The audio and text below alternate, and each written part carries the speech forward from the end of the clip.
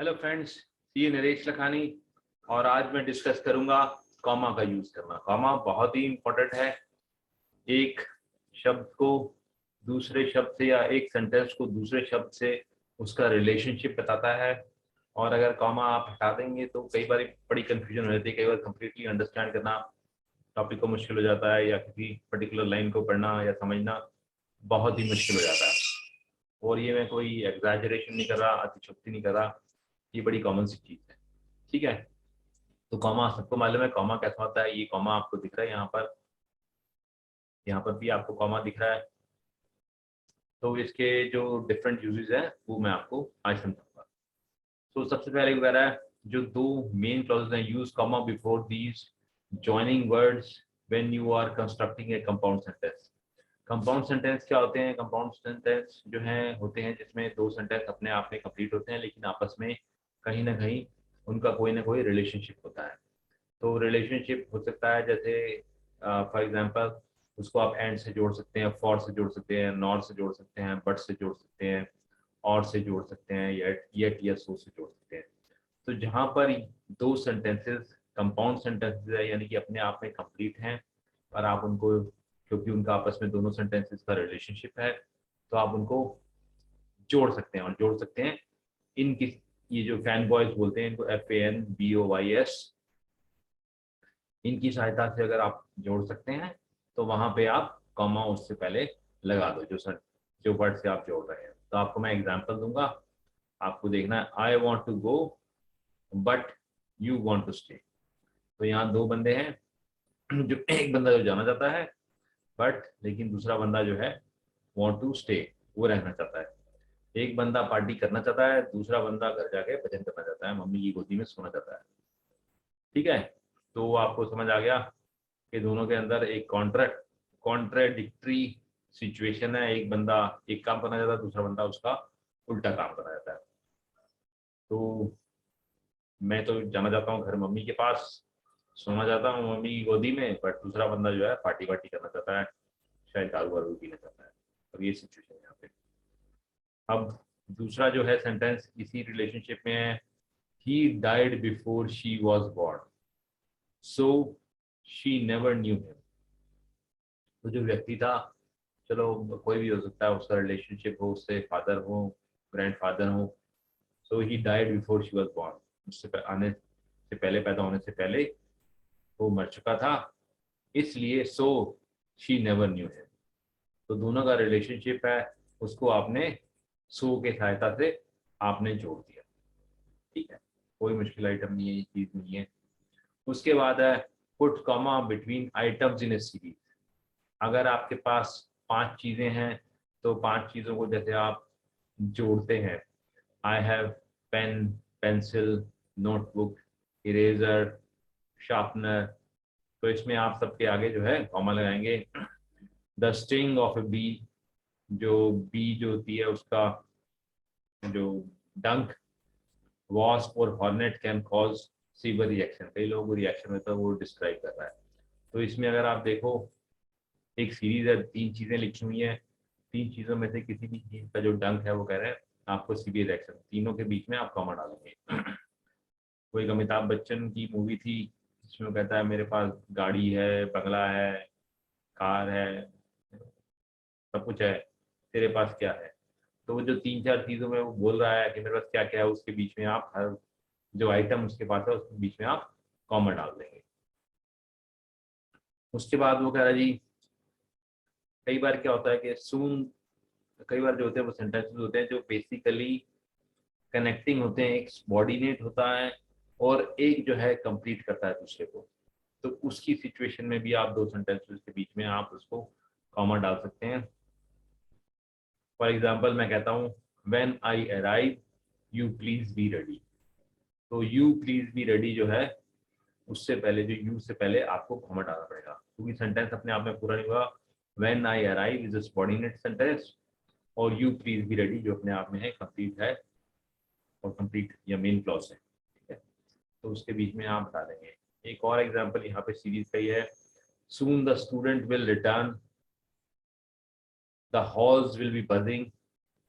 अब ये भी सबॉर्डिनेट क्लॉज है, ये देखो soon the students will return, जैसे ही स्टूडेंट आएंगे, अब उसको पूरा कर रहा है, the hall will be buzzing, hall बजना, आवाज आनी, शोर आनी शुरू हो जाएगी, and the studying will begin, और पढ़ाई शुरू हो जाएगी। तो ये तीनों कहीं ना कहीं रिलेशनशिप है इनका। ये देखा जाए, ये और ये जो है मेन क्लॉज हैं, ठीक है, यहाँ पर आप कॉमा देख रहे हैं, और ये जो है सबॉर्डिनेट, तो सबॉर्डिनेट क्लॉज यहाँ खत्म होगा, और अगर शुरुआत अगर सबॉर्डिनेट क्लॉज से हो रही है तो जो मेन क्लॉज यहाँ से शुरू होगा वहाँ पे आपको कॉमा डालना पड़ेगा। अब उसके अलावा कह रहे हैं जी, comma goes with introductory expression or before an expression that follows the sentence but somewhat separate from rest of the sentence, does not flow easily with the sentence। तो कुछ ऐसे वर्ड्स होते हैं जो बीच में आप डाल देते हो, उसको बहुत ज़्यादा इंपॉर्टेंस नहीं होती है, तो उसके लिए जो है आप वहाँ पे उस वर्ड के आगे आप कॉमा डाल सकते, जैसे बोलते हैं well I haven't seen anyone yet, तो एनीवन सीन येट जो है ये मेन क्लॉज है, और वेल जो है एक वर्ड है जो एक कहीं ना कहीं उसका छोटा मोटा एक्सप्रेशन है, लेकिन उसका इतना कोई मीनिंग नहीं है इसमें, तो जो जो वर्ड है जिसका इतना मीनिंग नहीं है उससे पहले आप, उसके बाद आप कॉमा डाल देंगे। उसके बाद है when the time comes we will be ready, तो ये देखो ये सबॉर्डिनेट क्लॉज है, when the time will come, जो अपने आप में कंप्लीट नहीं हो रहा है इसलिए सबॉर्डिनेट है, वी विल बी रेडी ये मेन क्लॉज है, ये कॉमा हो गया।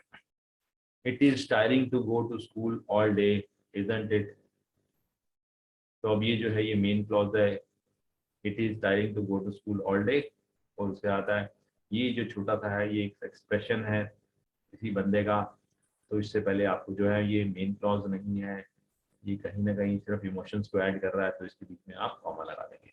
उसके बाद है जी put comma around the name of a person spoken to a, आप किसी को नाम से बुला रहे हैं, जब आप उसका नाम लेते हैं उसके बाद जो बात करते हैं उसके अंदर आपको कॉमा लगाना पड़ेगा। यहाँ पे कह रहा है जी Rick bring that into the classroom, तो रिक से आप कुछ मंगवा रहे हो, Rick comma bring that into the classroom, ठीक है। उसके बाद हम करते हैं जी बात अपना आई नो जैन, ठीक है, जैन किसी का नाम है, that you are missing your family, आप अपनी फैमिली को मिस कर रहे हो, तो बीच में जो है जैन जो है उसका नाम को भी डाल दिए, तो इसलिए अगर किसी का नाम डाल रहे हो तो उसके बाद उसको कुछ एड्रेस कर रहे हो, जैन को आप एड्रेस कर रहे हो, that you are missing your family, तो यहाँ पे कॉमा आ जाएगा। उसके बाद अगला है जी put comma around an expression that interrupts the flow of the sentence, कुछ वर्ड्स होते हैं जो अगेन आपको फ्लो को इंटरप्ट कर देते हैं, उसके साथ भी आप कहीं ना कहीं कॉमा बीच में डाल देंगे।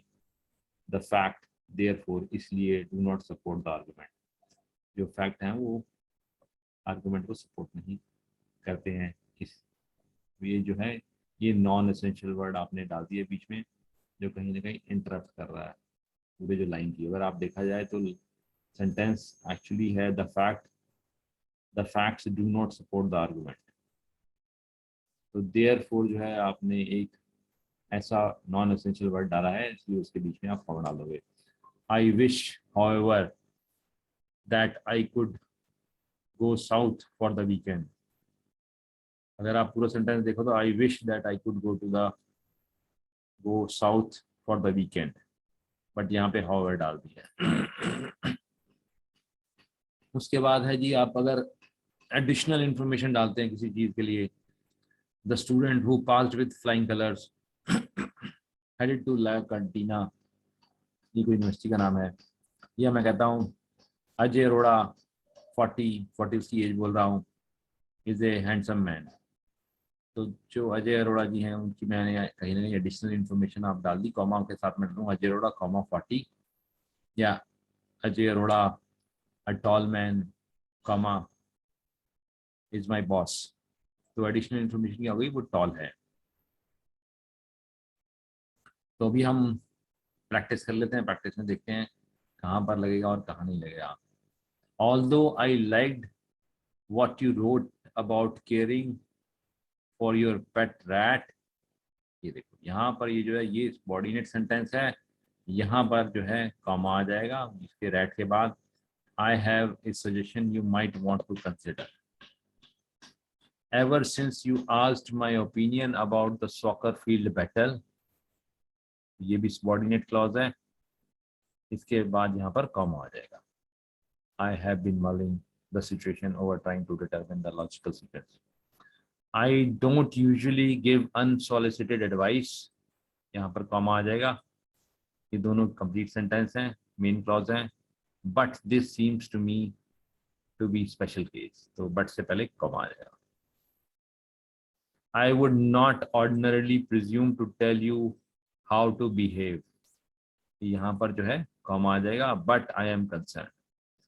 अब ये जो है दो सेंटेंस हैं जो अपने आप में कंप्लीट सेंटेंस हैं, बट क्योंकि आपने जोड़ दिया इनको बट के रिलेशनशिप से, तो आप यहाँ पे बट से पहले कॉमा डाल देंगे. Check for accuracy spelling and punctuation before sending your email. अब इसमें क्या है, आपकी लिस्ट है आइटम्स में, आप फॉलोइंग चीजें चेक करना चाहते हैं. Check for accuracy, accuracy check करो. स्पेलिंग के बाद भी आप डाल दो. जब तीन चीजें होती हैं आइटम में तो ऑप्शनल है, आप एंड से पहले भी डाल सकते हो. अगर सिर्फ दो ही चीजें हैं तो उसमें जो है आप एंड से पहले कॉमा नहीं डालोगे. अगर नरेश एंड राजेश बोल रहे हैं तो कॉमा नहीं डालोगे. अगर नरेश राजेश एंड अजय लिख रहे हो तो उससे पहले ऑप्शनल आप तीसरी चीज जो है एंड लगा सकते हो, एंड पहले कॉमा लगा सकते हो. ठीक है, तो यहाँ पे ये तीन आइटम्स थी तो इन पे कॉमा लगा देंगे. इट वॉज कोच टॉम, यहाँ पर लगा देंगे comma. Who came up with idea of recruiting players from other schools. तो यहाँ पे टॉम से पहले आप कॉमा लगा दोगे क्योंकि ये दो कनेक्टिंग सेंटेंसेस को जोड़ रहा है, आपस में रिलेशनशिप भी है और एक सबॉर्डिनेट है. It was Tom coach, it was coach Tom जो है. ठीक है, अब उसके बाद आता है when returning item that don't fit. ये सबॉर्डिनेट क्लॉज है, यहाँ पे कॉमा लगा देंगे. Please remember to return them within 20 days of your purchase. My teacher, who was talking to all of us, said, if everyone passes this test, यहाँ पे comma आ जाएगा क्योंकि ये subordinate clause है. If everyone passes this test, यहाँ comma आ जाएगा. ठीक है, we will all get a free period. उसके बाद है जी I did not see the falling star. यहाँ पर कॉमा आ जाएगा क्योंकि जेन से बात हो रही है, और फिर जेन के बाद चेन से शुरू होने में और चेन के बाद कॉमा आ जाएगा. Said, but I sure wish I had. Melissa bought new graduation dress. ये अपने आप में कंप्लीट सेंटेंस है, कंपाउंड सेंटेंस है. And she wrote it, she wore it to the graduation ceremony. तो जो एंड से पहले जो है कॉमा आ जाएगा. टू कंपाउंड सेंटेंसेस हैं जो अपने आप में कनेक्ट हो रहे हैं और उनके साथ जो है जोड़ दिए गए एंड की सहायता से. तो आई होप आपको मेरा वीडियो अच्छा लगा होगा, आपको कुछ समझ आया होगा. अगर समझ आया है तो खुशी की बात है मेरे लिए भी. प्लीज़ आप मेरे चैनल को सब्सक्राइब कीजिए, मेरी वीडियोस को लाइक कीजिए और दोस्तों से शेयर भी कीजिए. Thank you.